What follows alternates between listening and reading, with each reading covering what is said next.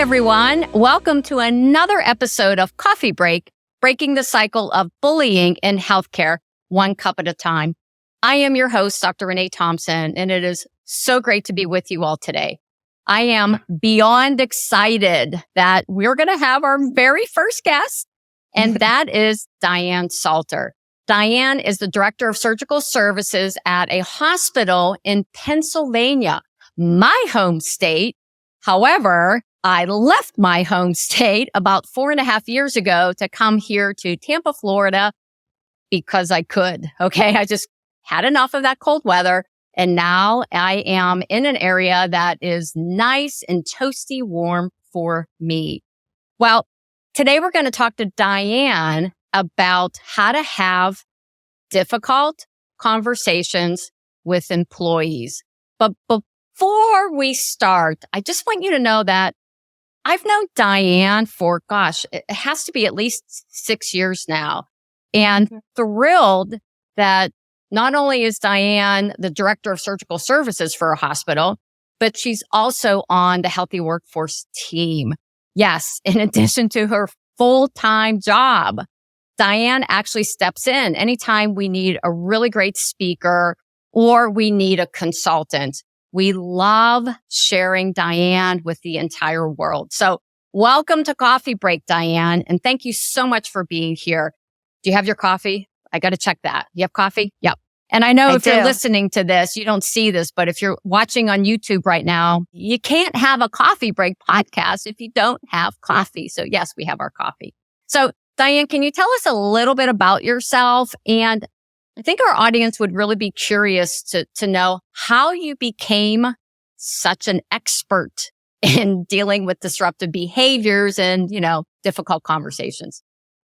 Yes, definitely. Thank you so much. I love being here, and I thank you for inviting me to be your first guest. It's an honor. I'm excited. Nursing was actually a second career for me. And when I started my first position as a new nurse in 1999, I was very surprised and disheartened to see how nurses treat one another. Mm-hmm. I had been a leader in a previous position, and I did not see the extent of that unkindness and even undermining in that previous profession. Also knowing what we hear all the time about the Gallup polls that says we're the most trusted, compassionate, empathetic, but it didn't seem like we're that way to one another. So after 12 years of being a staff nurse in that department, I took the leadership role and I made it my mission with my team to try to create and sustain a healthy work environment. So much so that when I left there 4 years ago, my teams had some of the highest engagement and safety scores in the entire hospital. Wow. I loved it so much that I chose to do my capstone for my master's degree on addressing lateral and vertical violence among nurses. And what inspired me then in 2013, you spoke at our Nurses Week. See, it was more than 6 years ago. Mm-hmm. Yes. And then I was super inspired to continue the journey, to build trust, demonstrate compassion and caring and authenticity, especially related to the difficult conversations. And it seems like in my career, most of those difficult conversations are more related to interpersonal issues and bad behaviors, not clinical. Right. And so my staff, I laugh at sometimes, they'll say, oh, Diana's so good at it. And I don't really think that's what it is. I just think that I've invested time in learning, being better at it, whether it's professionally or personally. A lot of self-awareness about what my hot buttons are, because I definitely have them. And just as you and I've talked about in the past, becoming comfortable with being uncomfortable, because this never gets easier. Oh, gosh. Just to be honest, it never gets easier. 100% true. And it was interesting when you were talking about how you became a nurse and then you realized, our dirty little secret. Nurses can be so kind to their patients, but they can be cruel to each other. It reminded me of when I wanted to write my very first book. I wanted this book to do very well. I wanted to make sure that it was written well. And truth be told, I'm a really great speaker. I'm not so good at writing. I've learned to become a good writer, but it doesn't come naturally to me.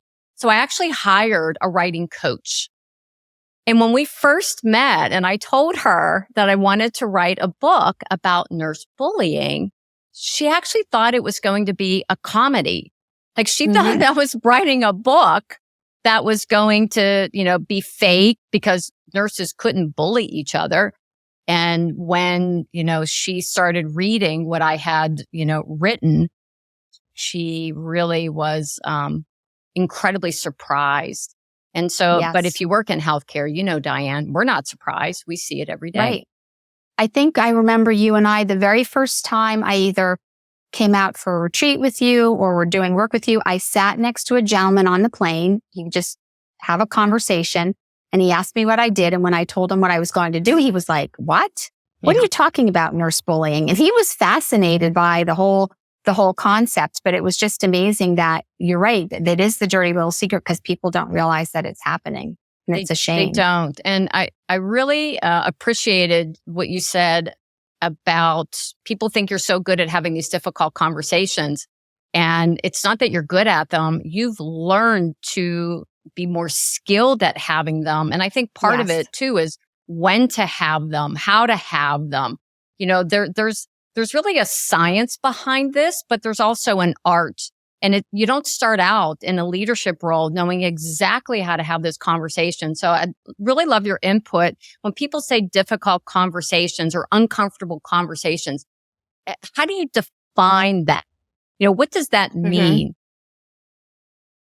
So like we just talked about, I read a lot. I listen to podcasts, but I think the best definition that I ever heard about difficult conversation came from crucial conversations. Two people having a conversation that has high stakes, opinions vary, and emotions are high. I can't think of and then I think about the healthcare environment where it fits all of those things many times when it comes to disrupting bad behavior. And to take it one step further from crucial conversations, I think that our work, our relationships, our lives, they succeed or fail one conversation at a time when you think about it. And that while no single conversation will necessarily break a relationship, a single or a lifestyle or a life, personal life, it can. It can. So it's not a guarantee, but we know that it can break a relationship if it's the wrong conversation. Sure. So as leaders, we need to speak and listen when we have a conversation with a person that this is the most important conversation we might ever have with this person because it might be. And we have to participate like it matters. Yeah. Because it does matter. And when you think of these conversations, we always say difficult, but I think we have to reframe it and think passion, authenticity, collaboration, and integrity. Because when we say difficult, we automatically kind of put a negative tone when they could be really great conversations that make a unit better, a department better. It could be a turning point for an individual on your team. That's a great point. I don't know that I've thought of it in that way, but maybe instead of calling them difficult conversations, because you're right, then right away we know, this is going to be difficult because your brain automatically goes to the negative. Maybe we should call it opportunity conversations.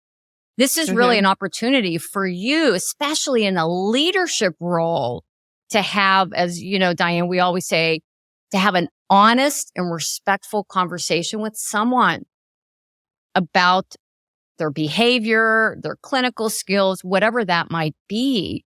But it really is an opportunity. And what I have found is that a lot of leaders do not have those conversations because they're so uncomfortable and they don't feel equipped or skilled. And, there's a psychological reality in all human beings that we avoid pain. Think about it. We're designed to avoid pain because that affects our survival. While if you're a brand new nurse leader and maybe you're in your mid-20s and you have an experienced nurse in your department who's clinically competent, but who is toxic, you need to address her behavior. How uncomfortable is that? Chances are, if you're not skilled and equipped, you're going to avoid that conversation because it's avoiding pain. So, why is it important from what you've seen for leaders to actually not avoid them and embrace them instead of, like I said, we run away from them. We don't want to have that conversation. We'll come up with every excuse in the book why we don't have that conversation. And remember, I think we were talking about this one time when we were together with our team, that a recent Harvard Business Review showed that 69% of nurse leaders are afraid to have conversations, difficult conversations with their staff. I mean, you just said it. That's like, let's just say 70%. That is a lot of people that aren't having difficult conversations. But research, again, has shown that strong relationships, careers, organizations, and communities all draw from the same source of power. And that source of power is the ability to openly talk about high emotion, controversial topics at times. Right. And you and I use the term puppies and roses. I'll say it's not just about soft and mushy, but they have shown that a lot of organizational success comes from the ability for leaders in that organization to have crucial conversations. We know that in the worst teams, poor performers, they either are ignored, they get transferred, eventually they might get fired. In good companies, the boss is doing all the work, and we see a lot of nurse leaders that are in that position. They're doing the work because they don't want to have those conversations. But in the highest performing organizations, it's just a common expectation that peers hold each other accountable in a respectful way, no matter their level or no matter their position. So our ability to deliver these hard messages helps us speak with clarity, conviction, and compassion. And I think you remember at one of our intensives that we had a gentleman who said this, and I found some reference to it, and they just worded it a little differently. Because if you are a leader, you need to realize there is no trivial comment that you make. Something you don't even remember saying can have a huge negative impact on somebody that looks to you for guidance or even approval. So when they say words matter, they absolutely matter. Yeah, that reminds me something that we actually share with our leaders who we're working with, that there are a few key points during your day with your team that matter most. And one of them is, as soon as you cross the threshold of your department, pay attention to how you present yourself, your body language. Are you smiling? Are you miserable because you had a flat tire or something happened to make you late, or you got paged and somebody called off and you have to try to fix that?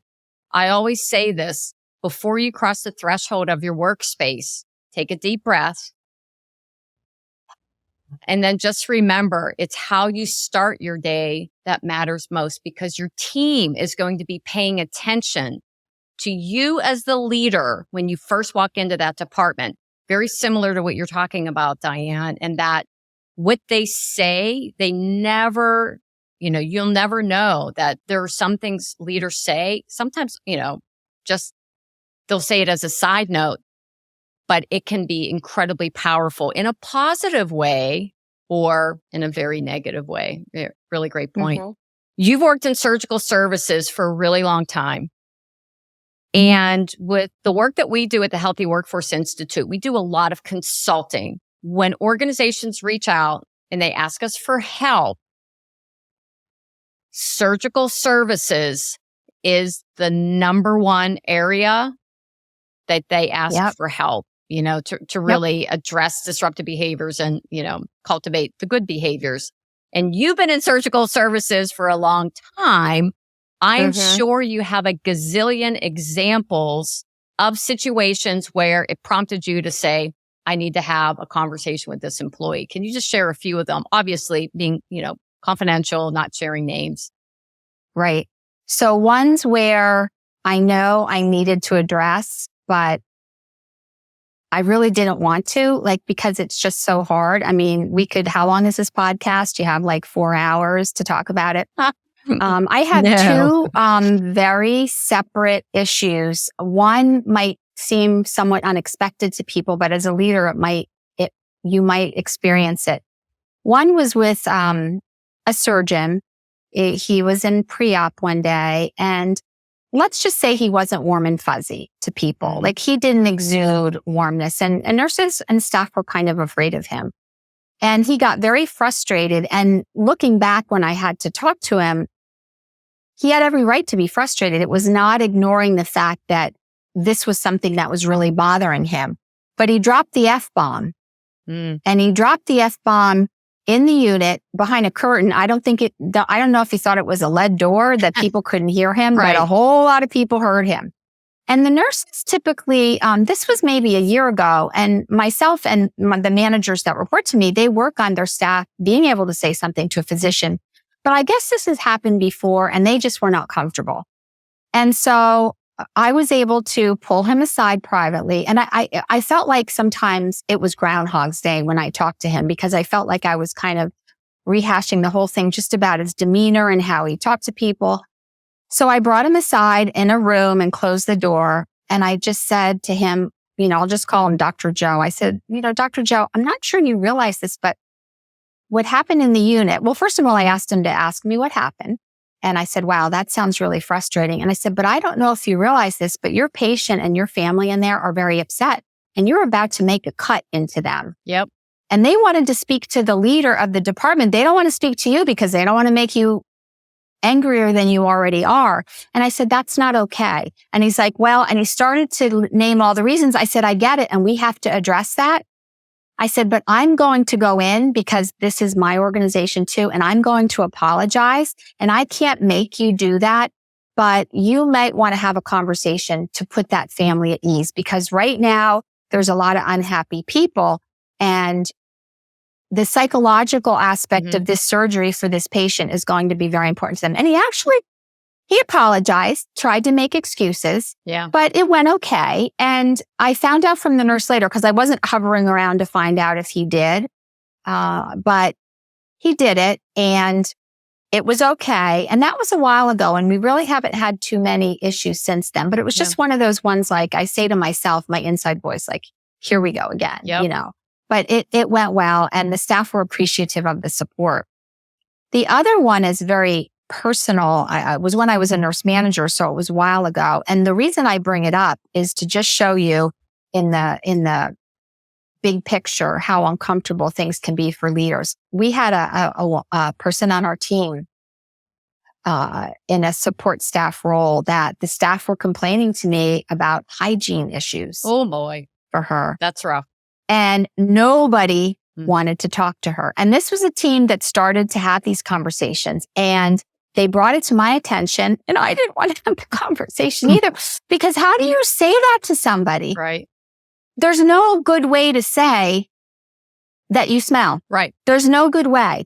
And the good thing is as a nurse leader, I had a good relationship with this person. And by just asking her questions first, not bringing her into the office and just coming right out, I knew there were social issues. I knew that she had a lot of kids. She lived and worked on a farm. Oh my. Lots of animals in the house. So I was able to broach the topic with her, and then just said, is there anything that I can do to help you with resources? And it actually was a very good conversation. She appreciated that someone told her, but I'm telling you, in my whole 24 years of having courageous conversations with some pretty tough stuff, that was the hardest, because it was so personal. It was. But what was the choice? No one had it, and people continued to talk about her behind her back and maybe make fun of her, or maybe affect patients and things like that. So those are two conversations that totally different ends of the spectrum, but were hard to have. Sure. And I want to, it reminds me of a conversation that I had years ago, and I was actually working full time for an organization. There was somebody on our team who, yes, she had an odor issue.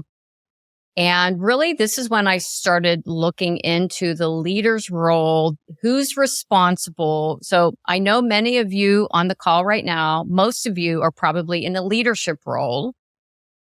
When asked who's responsible for having the conversation with an employee about hygiene. Now, We're all about peer-to-peer accountability, peer-to-peer feedback. We promote this, we teach this. But in this case, it's the leader's responsibility to have that conversation, not a peer, unless the peer is a good friend. So my besties, Kimmy and Dina, if I was having any type of hygiene issue, they would say, Renee, you need a bath. Okay. They would just tell me. And if you have that, that's fine. But if you don't, and everybody's uncomfortable and they're coming to you, it is your responsibility to have that conversation, uncomfortable as it may be, but it is your responsibility. I do want to go back to something that you mentioned about the physician. I hear this a lot where, let's say you have a new graduate nurse who was yelled at by a physician. That new graduate nurse doesn't say anything to that physician for a number of reasons, but comes to you as the leader. The worst thing you can do is tell that physician to apologize, to force an apology. And you mentioned that, Diane. I want to reinforce this. I never force anyone to apologize. So I'm the oldest of 5 kids. My brother Jerry is only 10 months younger than me. We're both born in the same year. Okay. So, there's 6 weeks out of the year that we're the same age. And then a couple of years later came Tina, then a couple of years Eric, and then a couple of years Amy. And, my brother and I would, pick on my siblings and, then my sister, especially Tina, she would go running to my mom and then we'd get in trouble. And my mom would say, I want you to apologize to your sister. And Jerry and I would say, we weren't sorry, but she forced us to. So it was an insincere apology. Now, on the flip side, here's what tends to happen. Maybe the physician does apologize, but then you on the receiving end of that apology say something like, it's okay. Don't worry about it. No, do not say that, because what you're basically telling them is it was okay that you did that. Instead, teach your employees to say this. Thank you for apologizing to me. Right. That's it. Thank you for apologizing. So this is why I think Diane is so great. We share the same principles. I'm apologizing and I'm not going to force you to apologize, but you should, because that's the right thing to do, especially right before the patient is going for surgery. And as long as, I've said to them, if you feel it can't be authentic, right? If me talking to you made you kind of think and you're like, whoa, I really should. That's great. But if you're not feeling it, people, like you said, they're going to know. They're going to know that it's not coming from your heart. Absolutely. People can spot an insincere apology a mile away. Yes. So Diane, we are all about the practical solutions, practical strategies. Say this, do that, say these words to this person when they're acting that way. Can you just give us a couple of strategies that you have found very helpful in really helping you be willing to have these difficult conversations with employees in a way, and I know you've learned this over the years too, in a way that has led to better outcomes? And even as a leader that's been doing this for a while, sometimes I don't do it right. And I have to reflect on maybe how I didn't or did handle something well. But the first one I think would be, I think I mentioned the word earlier, it's self-awareness and pausing for self-reflection. Asking yourself the question, why might you be struggling to give this feedback? What do you have to reconcile? Is this a person you have a great relationship with and you're afraid you might ruin it? You might be perceived as being unfair. I've had leaders in the past that they don't want to be the bad guy. They want to be the person's friend. And in the long run, that doesn't serve them at all. So number one, you and I have talked about this. There's some behaviors that need to be addressed in the moment. Somebody yelling or screaming. But relationships, or you're having an issue with an employee and you really need to think about it, because otherwise they don't go well. The second one, and this is my number one, if I could list it, I'd say prepare. Yes. Be clear on what you want to communicate. Anticipate. Again, if you're a brand new leader, you don't know your people, but you need to anticipate how might they react? What behaviors are you going to talk about with them that might need to be changed? what expectations aren't they meeting? And then what are the consequences if this behavior continues? So number 2 is preparation, probably my most important one. Thirdly, create an approach with an end in mind. Think about how you're going to approach the conversation with a balanced combination of empathy and assertiveness to make sure your point is heard. Are you prepared to stay on message? If someone blames, they shift it, they cry, they become angry. I've had all of those things happen. And someone once told me, and I kind of chuckle when I think about this, I always kept tissues in my office. And when you look at personality tests like Myers-Briggs and all I look at the one that's like the animals. Oh, yeah. Otter, eagle. I come out as a golden retriever, and I am 100% a golden retriever. Right. I want harmony. I want peace. But you and I both know when you're in leadership and you're a director and you're in a tough service line, you cannot be a golden retriever all the time. And so I got to the point, and someone gave me this advice, when I don't keep tissues in my office anymore. If someone starts to cry, first of all, they're not in a good place. They'll say, we have a tissue, and they're looking, and I'm like, I'm sorry, I don't. And I'll say, I know this message, maybe it's the first time you're hearing it, or this is upsetting to you. Maybe this isn't a good time. I need you to be in your best place to have this conversation. So I got that advice from someone. I keep them for myself, but they're hidden so that people can't. Cry, and it's like a whole thing. They're blowing their nose, and it's like, so you have to be prepared for that. And then what are the questions that you're going to ask them to help better understand why they're not meeting their expectations? Maybe you discover that somebody's homeless or having drug issues or somebody in their family, and you can offer them resources, because that's when, if you have that relationship with your team members, and then just letting them know you're in it together. If they want help, that you're there to help them explore those solutions together. Yeah. And lastly, just creating that culture of continuous feedback, which starts with trust. You don't walk in as a new leader and it's like, what's that commercial? Trust me, I'm a doctor. Trust me, I'm a lawyer. You have to build that trust. And then how do you cultivate that environment to make sure that the staff feel empowered to have those difficult conversations and the tools? So as the leader, you're not always the one having the difficult conversations. Right. So those would be my 4. I feel like they're very applicable and easy to incorporate and learn about as a leader, new or experienced. I think you're right. New, or experienced leaders. And I think that piece of reflection, that little bit of self-reflection, is something that I don't do a good job with myself. And that, I have a team now. There's 10 of us on this team. And over the years, I've had this business now for 11 years.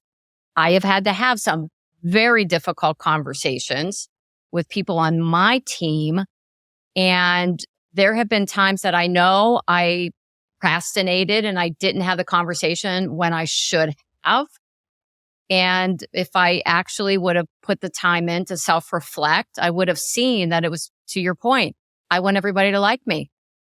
I don't want to hurt anyone's feelings. But there's a quote, it's my favorite quote now, from Perry Belcher, that says, there's nothing that'll kill a good employee faster than watching you tolerate a bad one. So it's having these conversations about people's behavior. And sometimes you may discover, as you said, Diane, that there's something going on. Now, there are other situations that, no, there's nothing going on. They've been allowed to behave this way for decades. And now you're the leader. You're going to have to deal with it. But the other strategy that you shared that is something so incredibly important is to prepare for that conversation. So especially if you're someone who likes to avoid conflict, you avoid the pain, highly recommend that you just don't on the fly say, come on into my office, let's talk. That no. You really have to sit down, because I've done this with bullet points, because if I don't have, this is what I want to say, and if I'm not clear and if I don't prepare ahead of time, I will ramble. I will go off on a tangent, and I will backpedal sometimes, especially if they start reacting. I'm like, oh, no, you're great. Never mind. I don't do that, but it's easy to do that if you're not prepared. Oh my gosh, Diane, so helpful. So what I want to know from you is, so we're going to be wrapping up here in a few minutes. What is an action do you think leaders can take to get better at having these difficult conversations? Because as you said, you didn't start out that way and you made, I'm sure, a lot of mistakes along the way. But is there an action? Is there something that you think leaders can, take right now to actually get better at having these conversations? I think so. And I think it's something that it's something that I'm working on. And I read it recently. I was preparing for something and it's attributed to Walt Whitman. And he says, be curious, not judgmental when you're going into these conversations. And I just add to that, do not underestimate the power of empathy.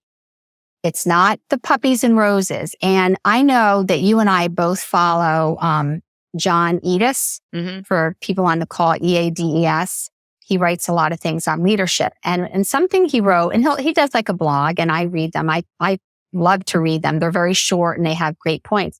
And most of us have seen definitions of empathy. And his definition, which is similar to many of ours, is how well you identify with others to understand their feelings and perceptions in order to guide your actions. And then he says, it's like, we always say, walk in someone else's shoes, but that's when it stops. He adds this caveat that I love that says, and act differently because of it. Not just walk in someone's shoes and act like you always do, but do something different because you were able to feel that pain or that stress or that fear, whatever it is, and act differently. And so I think when we talk about being curious and not judgmental, it means that we're doing a better job at listening and then just being empathetic, but acting on what it's like to walk in someone else's shoes. So it's very simple, but I think it's powerful. Oh, extremely powerful. And we actually use that whole curiosity as one of our strategies in dealing with so many different situations. I think as human beings, we tend to go right for the, why did you do this? Or, we get really angry about somebody's behavior, or we talk about them, behind their back.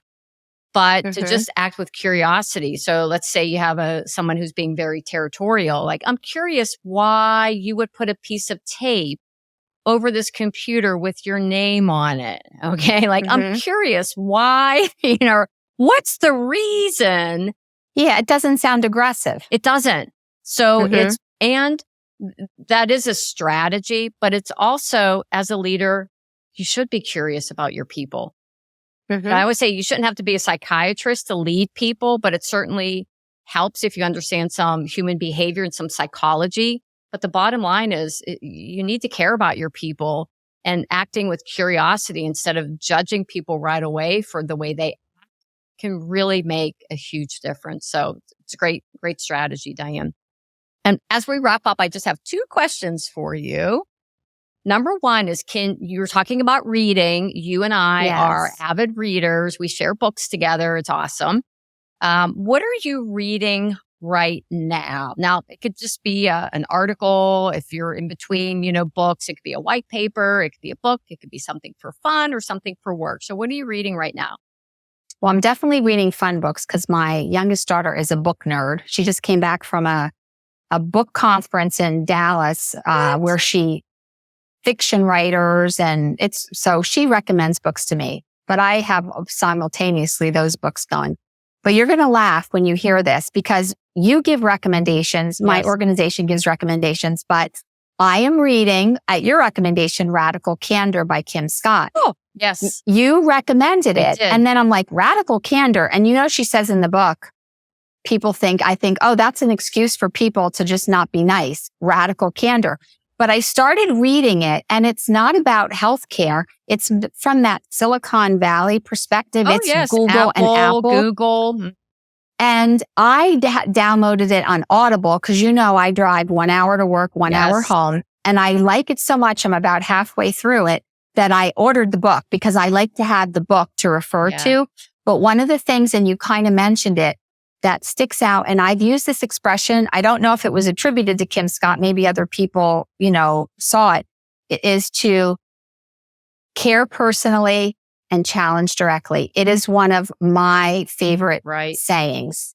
And also, one of the things she says in the book that was one of the first things that stuck out to me, and I've said this, but I've never said it this way, but I love the expression, is that when you are having a difficult conversation with someone, be careful not to blame their internal essence instead of addressing the bad behavior. And it's so true. It's about the behavior. So those are just a couple things. There's some things I don't necessarily agree with because it's like corporate, kind of sharky, I think, but there's a lot of pearls of wisdom in that book. Yeah. It was not an easy read, as they say.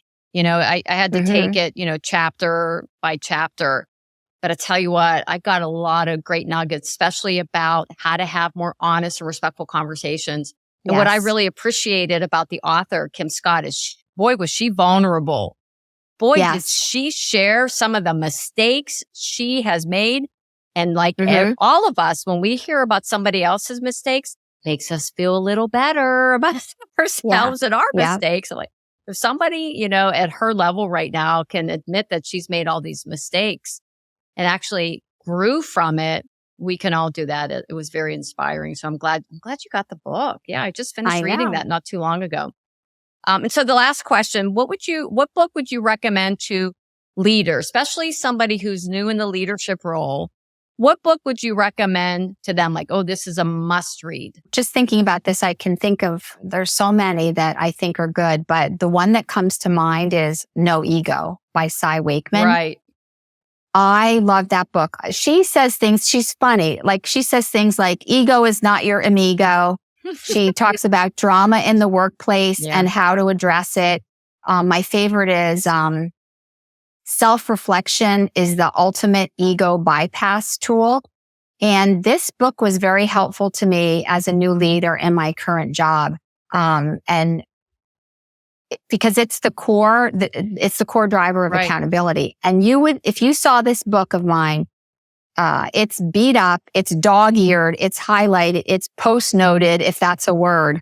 And I was looking at it recently and I was like, wow. And I have referred to that book so many times in addressing drama in the workplace. And I think it's an easy read and it's great to listen on Audible also. So I've listened to it on Audible and I've read the book. That's actually a great strategy to listen to a book, do an audiobook and then read it or vice versa.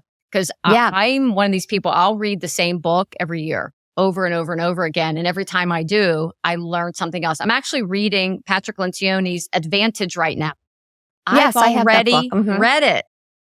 Mm-hmm. I'm reading it again because it's about culture change. So love that, Diane. Those are two great books. Like I said, I just finished Radical Candor and I read No Ego a while ago. Maybe it's time to pull that one back out and maybe I should read it again. So thank you so much. And I just want to thank you for being a guest on our show and just, Diane, keep up the great work that you're doing to cultivate and sustain a happy and healthy workforce culture. I so appreciate you and all the great work that you've done and appreciate you being a member of our team here at the Healthy Workforce Institute. So thanks again, Diane. Thank you. I really appreciate it. It truly is my passion and it helps me in my own job every day. So I just love it. And my leaders that I work for, they know it's my passion. So I'm just very excited that I could be your guest today and be part of your team. Well, it's a good passion to have. Yeah. It'd be really nice if everybody had that same passion. All employees too. I said, I'd love to put ourselves out of a company. We can change the world. If we change the world and everybody's actually kind and respectful and professional and they engage in honest and respectful conversations, I said, we'd be out of a company. I could close and then go spend more time with my grandbabies. How's that? And you could spend more time at the Cape on the beach. So. Yes, exactly. Well, thank you again, Diane. It's always great having conversations with you. I finished my coffee, so I appreciate that. And we'll see you soon. Thank you. Bye-bye. Bye.